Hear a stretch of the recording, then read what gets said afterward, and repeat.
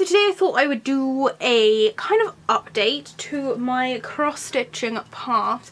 Now, I was making a video per cross-stitch thing I was making, so I'm still going to continue with that. So I'm going to make this video primarily on one which I've already finished. However, I have got two other ones which are on the go, so I'm just going to quickly show you those at the end of this video, just because they are completely different and I am working on them for various different reasons. I will also link a video down below by the Midnight Crafter. She has done some beautiful Halloween cross stitching recently, and she did a whole video showing you all the bits she's been making and she's currently doing at the moment, so I will link that down. It's definitely worth a watch. So probably about a month ago now I finished this one. I've been meant to make a video of this one as soon as I finished it, but I moved on to my next kind of spooky one like straight away. Like literally I had it in my bag, so when I finished this one I moved straight on to the next one. I put it in the same frame as my other ones that I've done. I've given it a blue border. Now I have made two other videos, one about a cross stitch I did with some dancing ghosts on in the same sort of style as this, and another one with two black cats looking at a sunset. So I will link those videos down below if you haven't seen them, but this is the third one in my cross stitch installment. So this one of course has a little black cat on it. He sat on a branch of a tree and it's got sort of spooky twirls and things coming off the branches. It does also have some orange kind of autumny leaves which are on there still, and of course he sat in front of the moon, and I love this moon. I love the fact that it's got loads of little bats on it, and then right at the bottom it has kind of like a haunted house as such, with a few little trees, and then it does have a little spider web coming from the tree, and then all of these packs do have obviously little beads in them, but they always have one button. So this one has a black little crow or maybe a raven button right there. It's not my favourite button. I wish I could have found like a more detailed button of like a bird, but this is just the one it came with. I have previously switched out the buttons for my own ones just because I haven't been a fan of the shape, but I didn't think the shape was that bad. I think it's just kind of a little bit hard to tell exactly what it's meant to be. This one was definitely really fun to do. I did actually change it a little bit in places. Like for example, I gave the cat green eyes just because black cats with green eyes are my favourite types of cats. I think it was meant to have kind of more goldeny coloured eyes, but I just really wanted green. This one definitely 100% was the longest kind of spooky one that I have done, just because it is completely full. So the actual backing of this is like a really dark blue, and as you can see there is none of that showing. It's all been covered in this kind of like pink and purple and magenta kind of tones.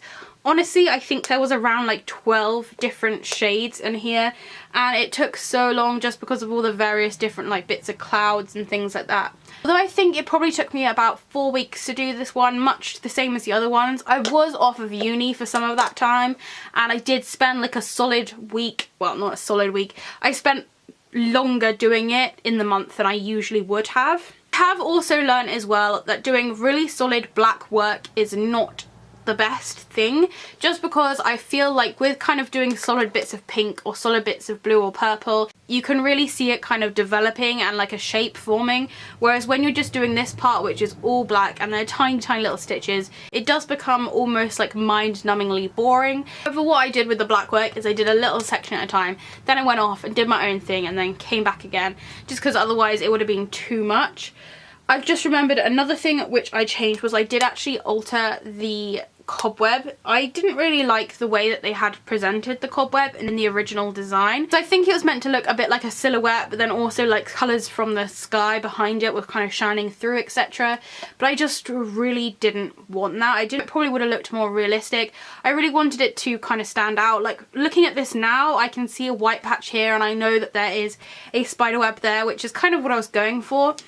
Overall, I really enjoyed this one, and of course I love it because of this black cat. By the cat sitting almost in the middle, there was a very logical path to follow when doing this, just because you start with the cat, you then do the moon, and then you slowly work out and the tree comes in, and then you do the house at the end, and it's all very kind of a logical process, whereas I think the last one I did with the two cats looking at the sunset, you weren't really sure where to start. You did the cats and then there was just a pumpkin patch and everything. So this one I felt had a very kind of logical and methodical way which you could do it in. And although it took a lot longer, I am really pleased with the effect, and I love the fact that it's kind of completely covered. This one, again, unlike the other ones, does actually have a sewn in like bead border. So there's like pink stitching and little pink beads that go all the way down the sides, and then as you get to the bottom it swaps out to blacks, so then it's like little black beads with black stitching up the other side, and then it goes back to pink up there. So I feel really does finish off the whole thing. Now, I don't know if any of you noticed, but there's a little mess going on here, and that's because I actually broke my cross stitch. So with these ones, they have like a kind of more plasticky, rigid, it's almost like a very thick cardboard backing. So when you're sewing, it's not like through a material, it's through like a thicker plastic. This backing, it does soften up a bit as you use it, and I have to say, now that I've started a more fabric kind of cross stitch, definitely sort of the easiest thing to use when cross stitching. However, I got a knot in my string and I pulled it, and it literally just ripped through like 4 of the squares, and it just messed up this whole thing. So I'm not even kidding, was sitting there actually in tears because I thought I'd ruined my cross stitch, and I got so far and I was like, I can't give up now, so I just put loads of knots, and somehow it kind of worked out alright. I feel like you only really notice it when someone points it out, and now that it's in a frame as well, it's kind of all squished down, and I feel like I fixed it. But that's just something to consider if you are planning to get one from this make. Just don't pull the string really hard if there's a knot in it, because you will ruin the cross stitch. So as always, I will leave a link as to where you can find this cross stitch. This one I believe is called Moonstruck. It's so hard to find on So & So, so I will link the exact link to it, because it doesn't come under Halloween, it doesn't come under cat, it doesn't come under spooky. You have to, I think, actually put in Moonstruck. It doesn't even come up with moon. It's so hard to find. I actually found it on Amazon, and then I got the product code and copied and pasted it into the So & So website, and it came up. This one as well, I think, cost me $11.99, whereas usually they are about $9.99. The reason why it's slightly more expensive is because you need more materials, because you are sewing the whole of the square rather than like leaving little bits out. So & So are such an amazing site for buying cross stitch. They ship it out first class, they always have sales on, and it's just a very easy company to buy from. So moving on to my next cross stitch, this is as far as I've got. As you can see, this one is kind of still in the process of being done, but there is a cat going on and a witch's hat and some potion bottles. I think I'm going to come back and show you this once it's actually done, but I wanted to show you I am sort of still in the process of doing this one. This one has probably only taken a couple of weeks to do, just because it's a very different kind of cross stitch to the other one. This one has a lot more kind of little blue gaps, as you can see, where you don't actually put any cross stitching at all. It's also in sections, so there's a candle, a little potion bottle, a box, a cat. Everything's very tiny, so you can kind of work on a little thing at a time, and you're never kind of getting bored of doing the same thing. Even this witch's hat here, it probably took me about an hour and a half to do, and I didn't get bored of doing kind of the block purple or anything. So this one is a really good one to do. Again, I will link this below, but I will make a whole video on it once it is finished. So this next one I actually bought off of Amazon. Shock horror, I didn't get it from the So & So site, but this is because it is a very kind of specific one that I was looking for. I thought I'd share this one with you in case any of you have any relatives or you yourselves enjoy classic cars. So I am, again, halfway through this one.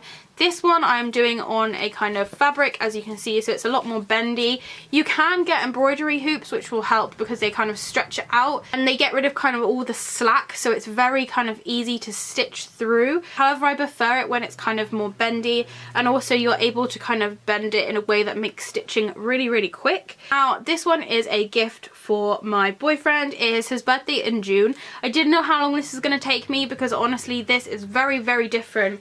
And as you can see, it's also like double the size of my usual ones. So I wasn't sure how long this would take, so I've bought it super early. Honestly, I'm never normally this prepared, but hopefully I will get this finished by June. I have kind of hit a wall at the moment just because it is very red and there's no bats and cats in it, so yeah.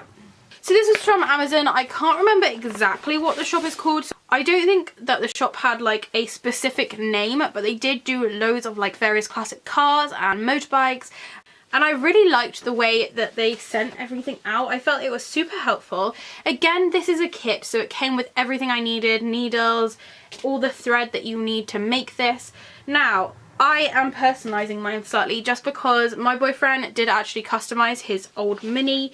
Now this pattern is for a slightly older mini than his. His is a 69 plate mini, so I'm having to alter it a bit. I've had to kind of change what the whole front of the car looks like and changed out various colours and things and the wheels, etc. But I'm actually really enjoying taking a pattern and altering it, because although it is fun just to follow a pattern, it's quite nice to kind of have to think and like test yourself and just see like, does this work? And at some points I've honestly felt like giving up because it just isn't coming out how I want it to look, and then I will change one stitch and it will look a lot better. So those are the cross stitchy things I'm going to show you now. I have also bought another one to do after I finish these two, but as you can see I still have quite a lot to do on my other ones, so it'll probably be a couple of months before I reveal my next spooky one. Thank you for watching. If you're doing any cross stitching or even just craft projects, please do let me know, because I'm always so interested to hear about them. So thank you for watching. If you've got any questions or comments, please do leave them below. If it's sunny where you are, I hope you're enjoying the shade, and I'll see you next time. Bye!